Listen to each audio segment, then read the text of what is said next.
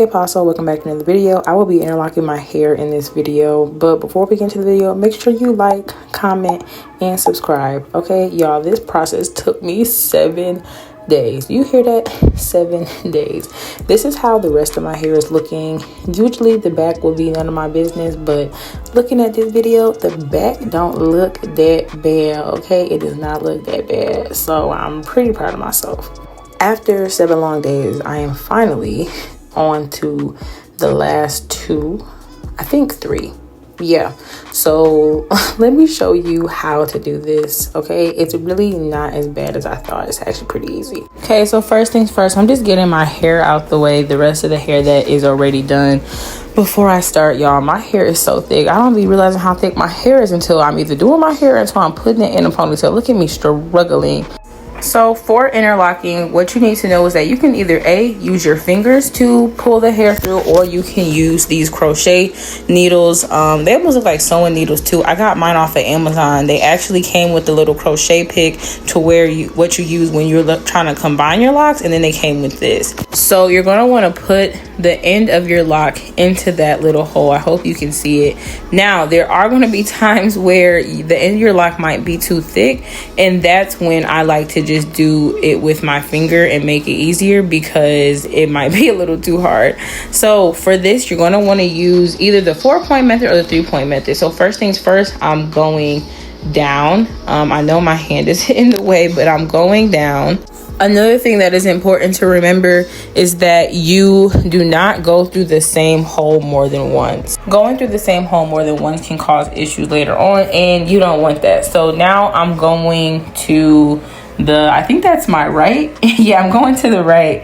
And again, I'm making sure I'm not doing it through the same hole. You do not want to go through the same hole. If I'm not mistaken, I'm pretty sure that is what can cause thinning during this process. So you want to make sure you are doing different holes. So that was me going to the right, and then like you see me pointing, now I'm going left.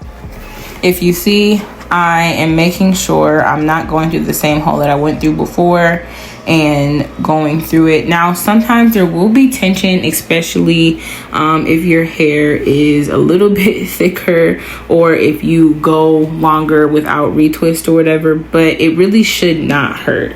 And now I'm repeating the process over again. I'm starting off going down, then I'm going to go to the right, then go to the left, and you basically want to repeat this until there's more tension and your root is as tight as possible without it hurting. You want as little space as possible in between your actual root and the lock that is forming from you doing this interlocking method. If you can see, I started to struggle. You see, that baby is not wanting to go through there. So what I have to do, I had to pull it out and start over again. And that is going to happen sometimes where it's not going to just pull through as seamlessly, and that's okay. At that point, you just have to find a different hole to put it through. The most important thing about all of this, before you start, you need to spray your root. You have to spray your root.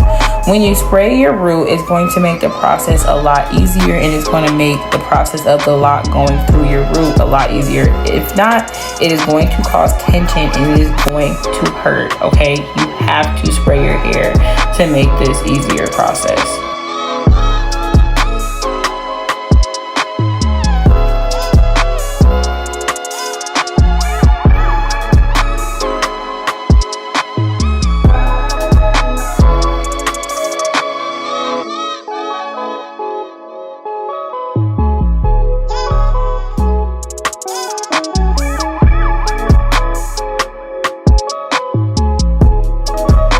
As you can see, I'm continuing the 3-point method, and as you can see, it's getting harder for me to put that crochet needle through the root, meaning that I'm almost done. And soon you're going to see how clean that looks, y'all. When I tell you, this was a whole struggle. Both of the lock gels that I had been using just were not working anymore. They were either just making my hair curl right back on up, or they were causing like a white cast. So I'm literally just doing this off of water, vibes, and some foam mousse.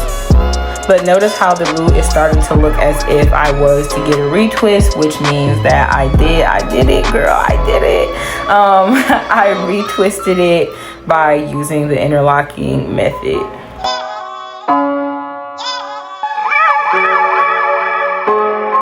It's time to move on to this next one. As you see, I made sure to spray my hair beforehand. It is important, like I said, to spray your hair. You don't want to drench it, but you do want to get it at least a little damp. Right here, you can see that I'm trying to take these edges, baby. Take these edges and swoop that into the root as much as possible, because I'm not using gel, so I'm trying to make sure that this gets as clean as possible. Again, you are going to start down. This is my preference. I'm starting down. You can start right, you can start left. I start down and then I go to the right and then go to the left. So before I move on to the very last one, I'm just going to speed this up, and then when it comes to the last one, I'm going to slow it down and walk you through the process again.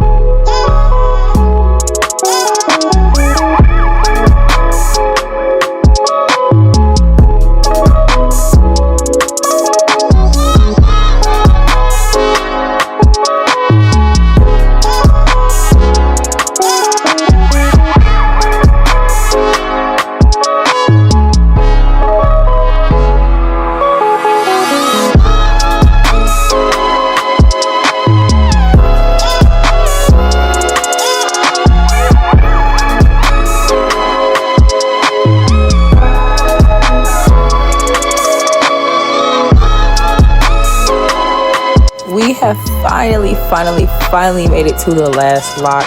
You see, again, I am making sure that I get my root damp. Y'all don't understand how happy I am to have reached the last lock. You can see me here putting the foam on it, because again, I told you what my struggle was with both of my lock gels.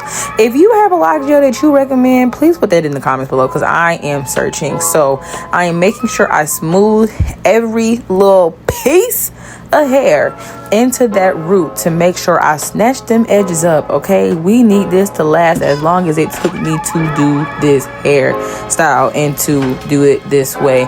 So the end of this lock is way too thick for that crochet needle, so I really just opened up the piece of hair, my root, and then I just pulled the hair down, as you can see.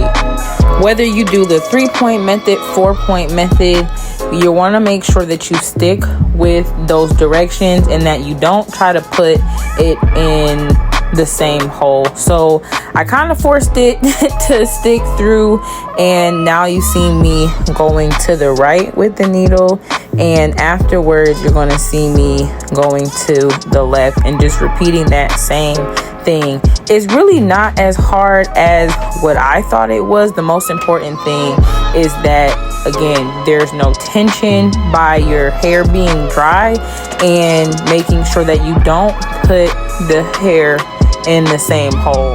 This is not done carefully, then it can cause pieces of like thinning in between your lock. But like I said, as long as you take your time, then you should do this correctly.